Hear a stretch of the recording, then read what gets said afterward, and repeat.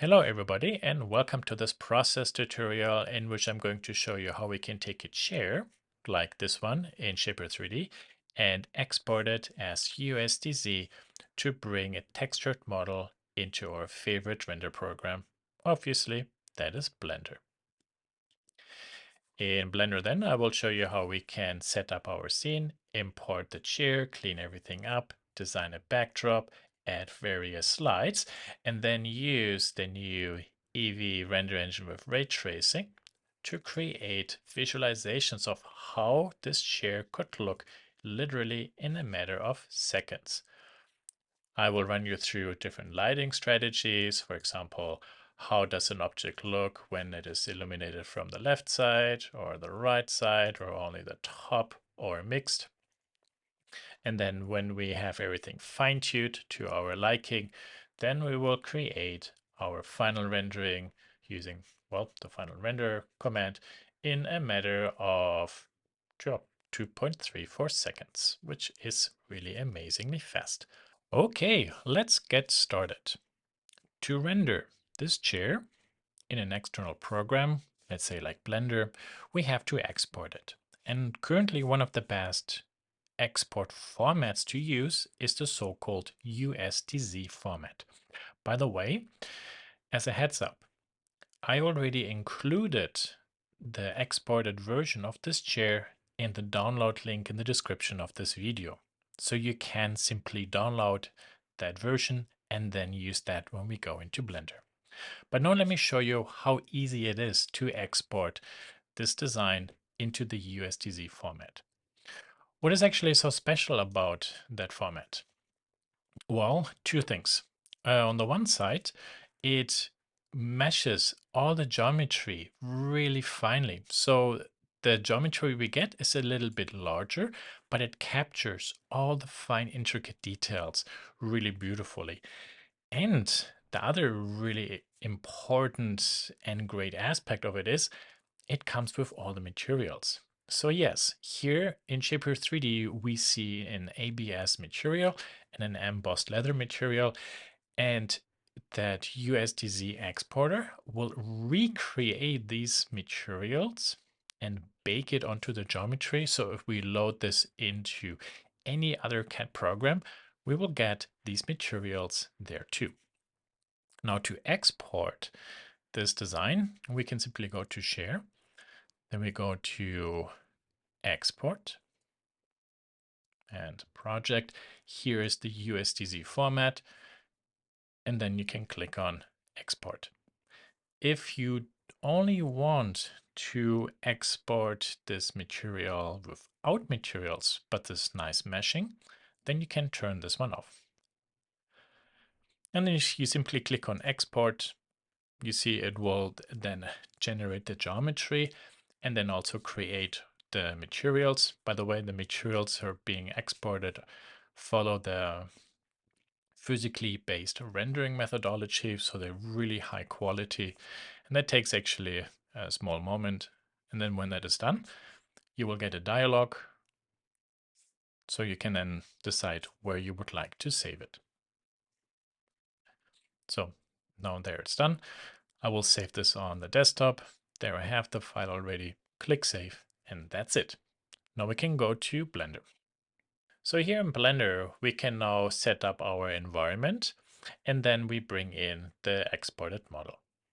First, we will go to the render property. We'll make sure we are in Eevee.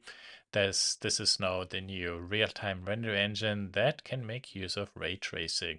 Ray tracing means, for those who don't know what it is, our renderings are going to look more realistic. To improve them a little bit, we can change the resolution to 1:1. If your computer is too slow, we can lower this, but 1:1 is good. And then fast GI approximation, also here 1:1. And for rays, we set this to 4. Perfect. Not too much. In color management, we will use AGX and then maybe a medium high contrast. So this function, for example, can turn grayish looking renderings into nice contrasty color rich photos. Kind of like what we do on our smartphone when we add color filters. Then we go to scene and units. Based on what unit system you like to work with, we can switch between metric and imperial. I will go to imperial here for the moment. Length, I switch to inches, and you can also set up separate units. So for example, with feet in inches, it shows it in 13 inches would be 1 foot, 1 inch. Very good. Now in the 3D view, we will go to select all, press X and delete everything. Want to have a nice clean area. Then we will go to File, Import, and here's the USD. The Z is missing. Importer. Click on it, desktop, wherever you have that file, download it to, and here it is. Then let's go into a 3D view. There is, when we're in wireframe mode, this yellow thing here. Try to click it. There it is. Press X and delete. And we have multiple bodies here. So this means the exporter is fragmenting the design into multiple mesh fragments. To make our life a little bit easier, with shift and left mouse button, we select them all, go to object and join. Now it's one piece. Then double click and we call this chair. Chair we can drag onto scene collection. Collection we select, right click and say delete. Beautiful. Now let's take a look at how this looks. Go to shading. When you do this for the first time, you will see this note, and then there it is. Look at this. This is what I said. Now you can bring your Shaper 3D model, including the materials, into Blender via the USDZ export import workflow. We can go to a side view. We select our chair, we press G, and then we just move this up and somewhere a little bit above the ground. Zoom in with the mouse wheel and G and bring this down a notch. It should not perfectly sit on the ground, have it a tiny bit above, cast a nice tiny shadow line under the legs. Very good. Now comes actually the fun stuff. We're going to design our own digital photography studio. So let's go to Add Mesh Plane, go to Edit Mode, press S. We make this bigger and actually five times bigger and enter. Pretty cool. Then while in vertex mode, shift left mouse button, click these 2 points. Then we go to extrude, switch to XYZ and drag this one up a lot. Cool. I know already that this is not wide enough, so let's press A to select everything. Then we go to scale and scale this along the Y-axis quite a lot. Perfect. Object mode.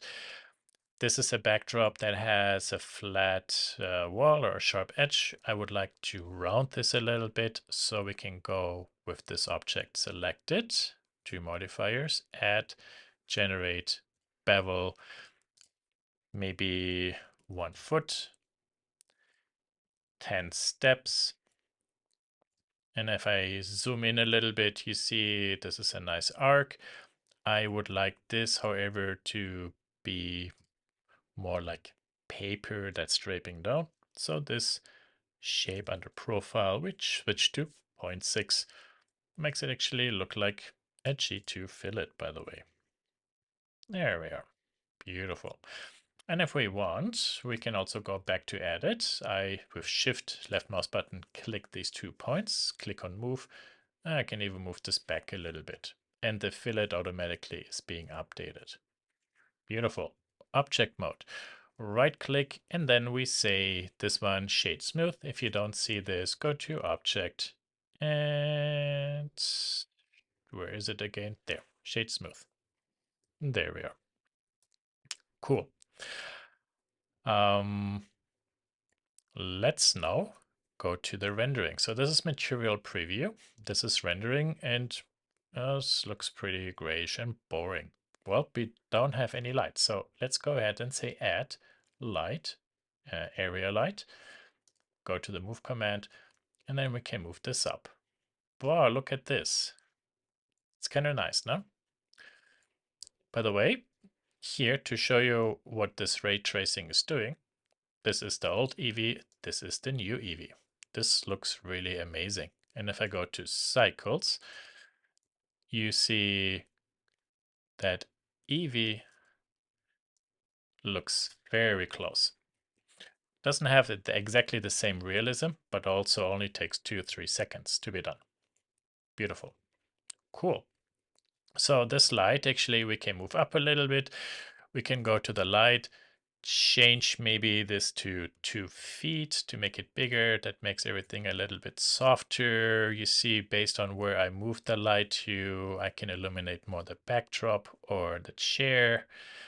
And this is now actually the really fun part where you can play with position of light, camera position, strength of light or lights, and then sculpt the look and feel of this rendering. So let's go into front view. This looks actually pretty nice. Go to add camera, and the camera we move up.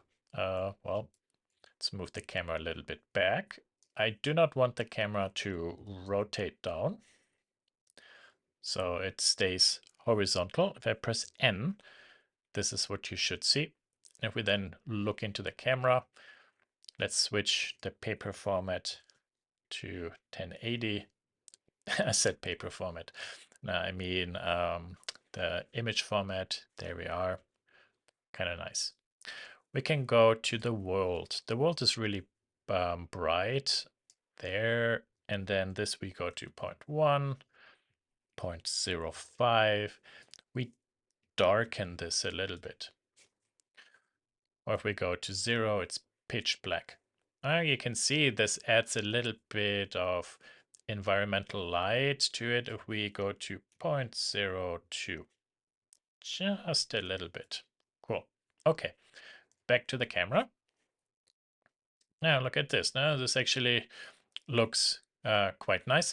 I move my mouse to a border, right click and say split vertical. On the left viewport, I press N and T. Mouse wheel to zoom in. On the right side, I rotate and I can move this camera up. Actually, now I do what I said don't do. Maybe here we want this to look down a little bit. Or we can actually also go to the ground and then we make the camera look up. If we go up and the backdrop is too low, we go into edit mode and just move this further up there.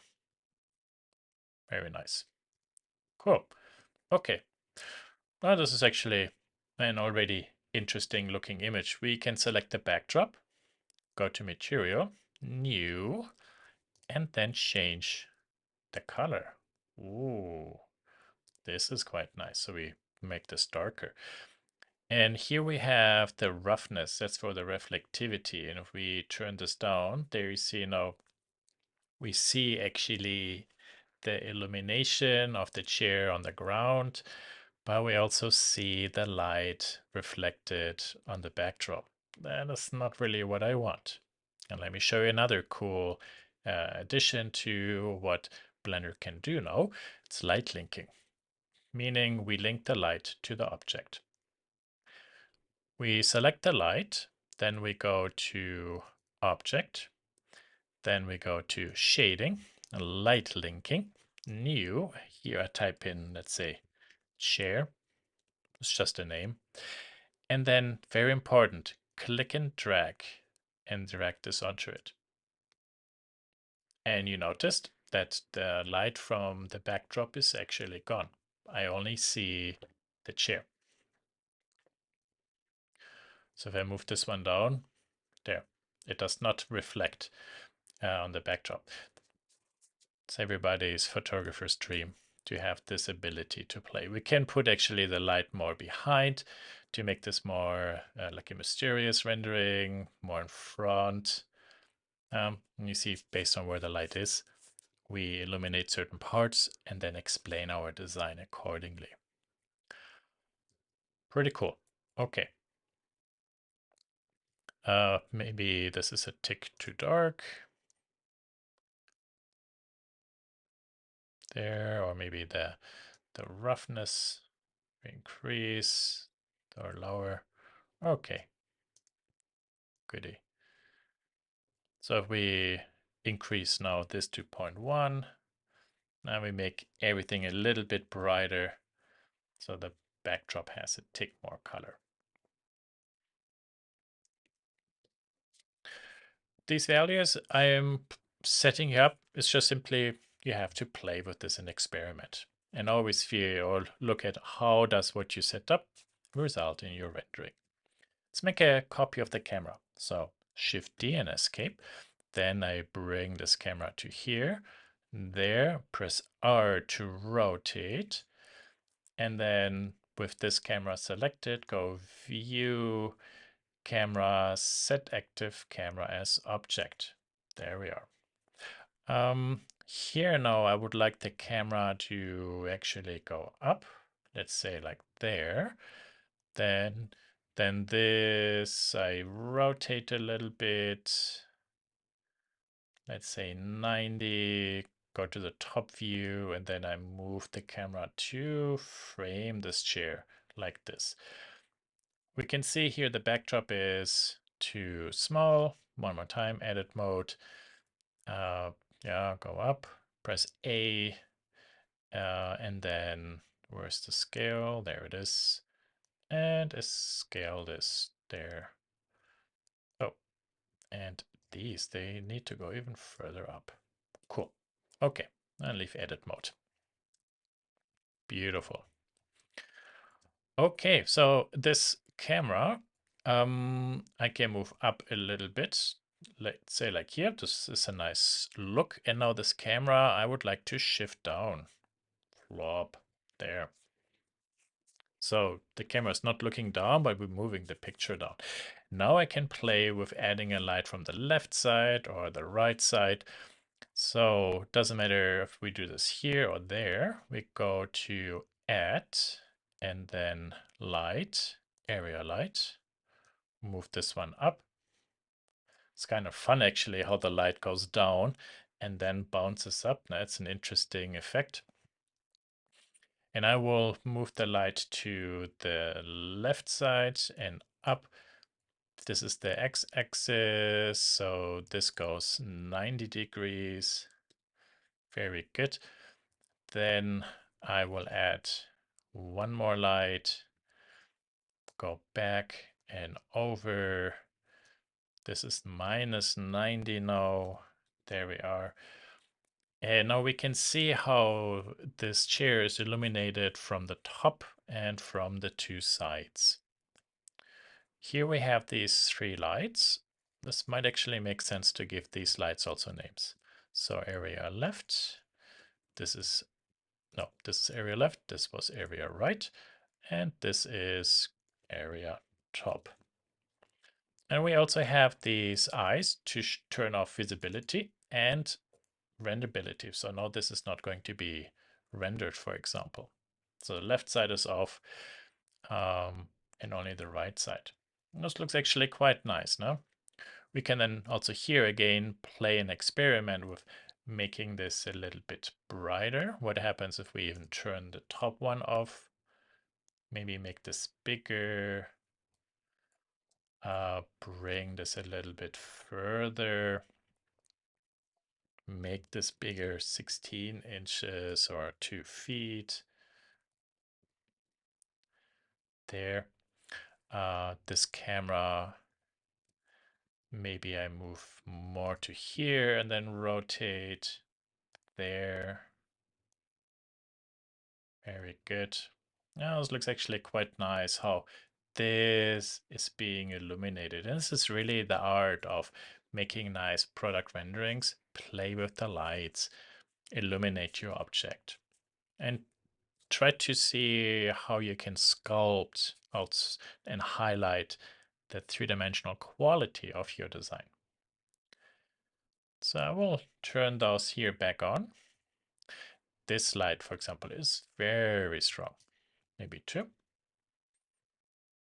But the problem is it's going to wash everything out. This is actually really nice. Also, the drop shadows I'm getting, they're really, really nice. This light, I would, by the way, like to give this light linking collection too. So now actually just this actually is illuminated. This is pretty cool. Yeah. Turn this one on. Then I select this one. Press G. Oh, look at this. Now if I go left and right. So maybe here, this is interesting. I'll rotate this one with R. So it creates these shadows actually right there.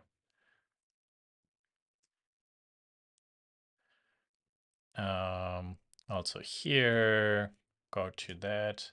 So the ground is not affected by it. This is a little bit too crazy, maybe a little bit further away. And where the light is positioned and also the strength of the light, this is kind of like really key to play with it. When I say key, essentially there isn't a hard number I could tell you have to use this number or this number.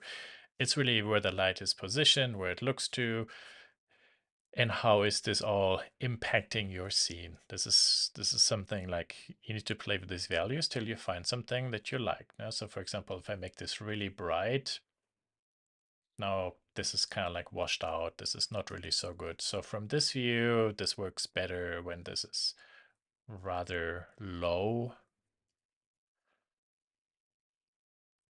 Yeah. Okay. Cool. Very good.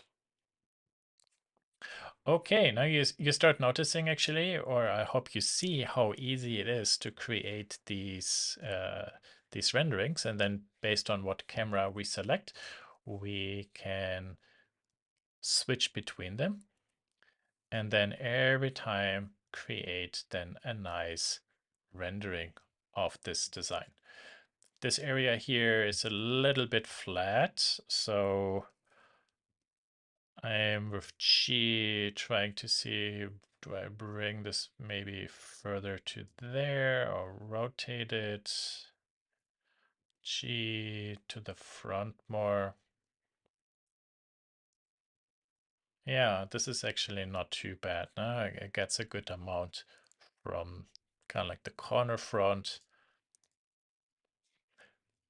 What happens if I lower the top? There, this gets a little bit darker. This has a new nice highlight. This looks actually really, really beautiful. Maybe the back we increase a little bit.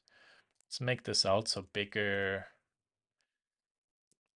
Then that makes the highlight softer because it's a bigger light source. Yeah, and actually from the back, I can make this a little bit stronger. And you see I still maintain the shadings, so you can see that this is a three-dimensional object. Beautiful. Let's go to here one more time and switch to the camera. Yep, that's actually quite nice. Go back to here.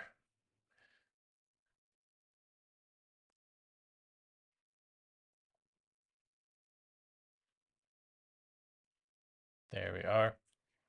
Beautiful. Cool. If we then go to the backdrop one last time, now we can go back here. We can make the reflection kind of like really blurry so you can see there is something that is happening there.